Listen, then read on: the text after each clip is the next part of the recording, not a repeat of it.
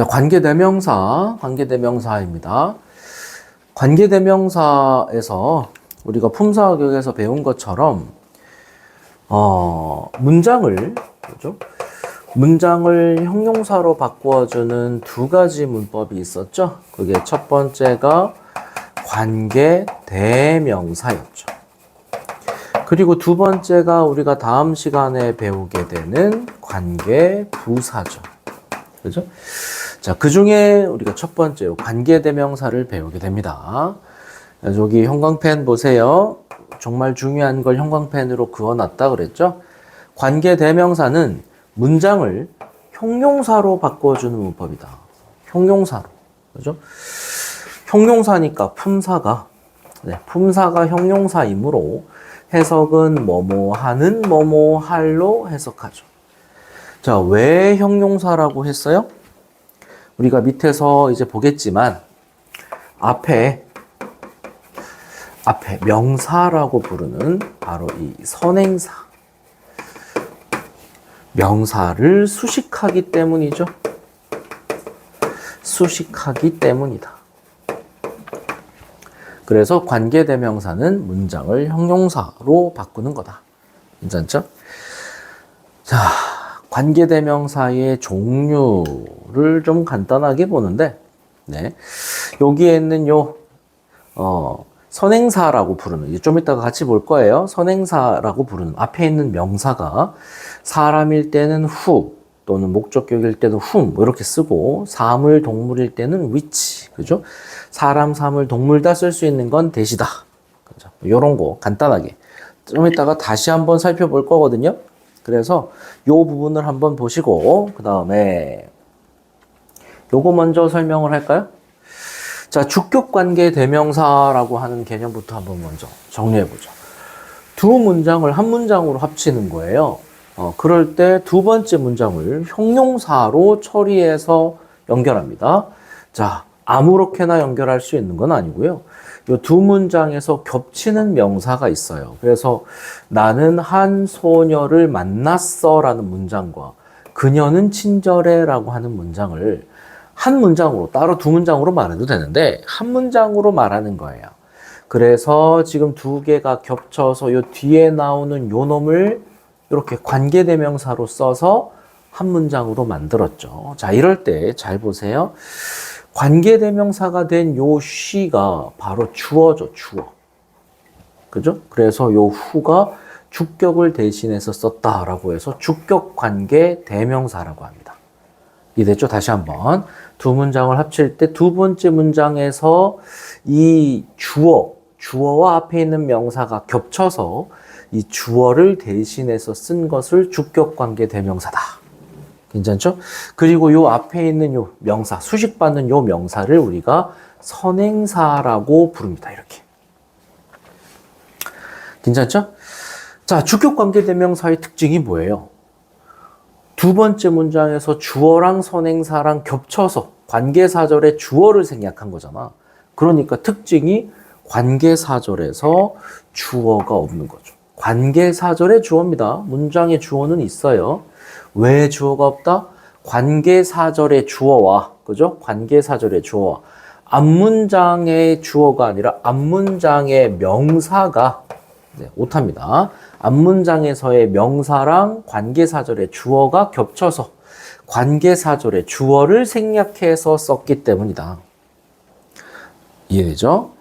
자, 이게 주격관계대명사입니다. 다시 한번 정리하고 목적격 관계대명사 갈게요. 자, 주격관계대명사 두 문장을 합칠 때 두 번째 문장에 관계사절을 넣어서 형용사로 만드는데 그때 두 번째 문장의 주어와 앞문장의 명사가 겹쳐서 두 번째 문장의 주어를 대신해서 쓴 것을 주격관계대명사다. 그러니까 두 번째 문장의 주어를 생략해서 썼기 때문에 주격관계대명사의 특징은 관계사절에 주어가 없다. 이해됐죠? 관계사절에 주어가 없다. 이걸 보고 주격관계대명사라는 걸 알 수 있는 거예요. 목적격 관계대명사도 한번 보자, 그러면. 이 두 문장을 합치는데 두 번째 문장에서 주어, 동사, 목적격, 그죠? 이 목적격과 선행사가 겹쳤어요, 그죠? 그래서 이 목적격을 대신해서 관계대명사를 썼죠? 그죠? 그러니까 지금 보세요. 관계사절의 주어 동사 뒤에 목적격이 없잖아요. 이것을 목적격 관계대명사라고 한다. 얘도 마찬가지죠. 목적격 관계대명사의 특징이 뭐다? 관계사절에 목적격이 없다. 왜 목적격이 없어요?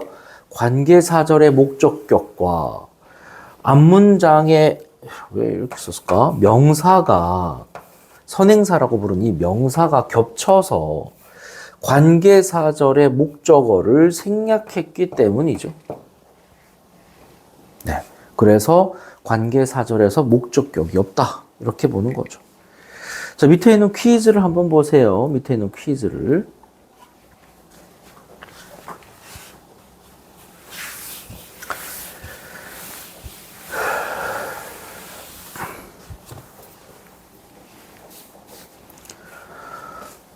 Jane has a brother. 그죠? 제인이 형제가 한 명이 있는데 그는 축구를 하고 있어요. 자, 두 문장을 합쳐봅니다. 여기서 지금 보니까 brother과 he가 같죠? 그죠? 그래서 관계사절을 한번 만들어 보고 해석을 한번 해보세요. 자, 1번, 2번, 3번 시간을 줄 테니까 한번 해보세요.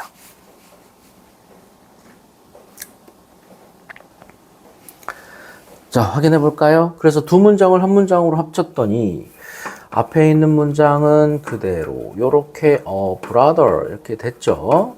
근데 요 주어를 대신해서 주격 관계 대명사를 썼죠. 그리고 who is playing soccer 이렇게 된 거죠. 자, 해석은 어떻게 한다? 요렇게 해석하는 건데 끊어읽기를 하는 게 좀 편합니다. 제이는 한 형제가 있어. 축구를 하고 있는. 이렇게 해도 되는데, 자, 한 문장으로도 해석할 수 있어야 돼요. 제이는 축구를 하고 있는 한 형제가 있어. 이렇게. 두 번째 문장 볼까요? 자, 그녀는 그 그림을 팔았어. 탐은 그것을 일주일 전에 그렸어. 그러니까 그 그림이 이시죠. 자, 한 문장을 합칩니다. 그래서 어떻게? 그녀가 그 그림을 팔았어요. 보이죠? which를 써서 자, 탐이 drew a week를 빼줬습니다. a week ago를 써서 자, 그래서 주어 동사 뒤에 목적격이 없으니까 이게 바로 목적격 관계 대명사죠. 앞문장에서 이 목적격을 대신해서 쓴 거예요. 그죠? 자, 해석은 어떻게 한다? 끊어읽기를 하면 그녀는 그림을 팔았어요. 탐이 일주일 전에 그렸던. 그죠? 만약에 한 문장으로 해석하면 그녀는 탐이 일주일 전에 그렸던 그림을 팔았어요. 이렇게 해석합니다. 괜찮죠? 자, 세 번째 거 볼게요. 데이비드가 그죠? 오랜 친구가 한 명이 있어요. 근데 그가 누구야? 바로 얘입니다. 오랜 친구. 오랜 친구. 그러니까 자, 데이비드가 has an old friend. 주격 관계 대명사 써야 되겠죠? who has known. 그대로 her ears까지 그대로죠. 그대로. 그죠?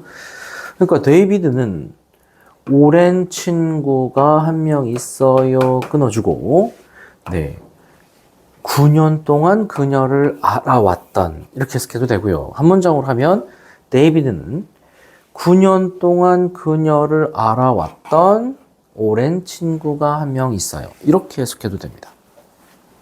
괜찮죠?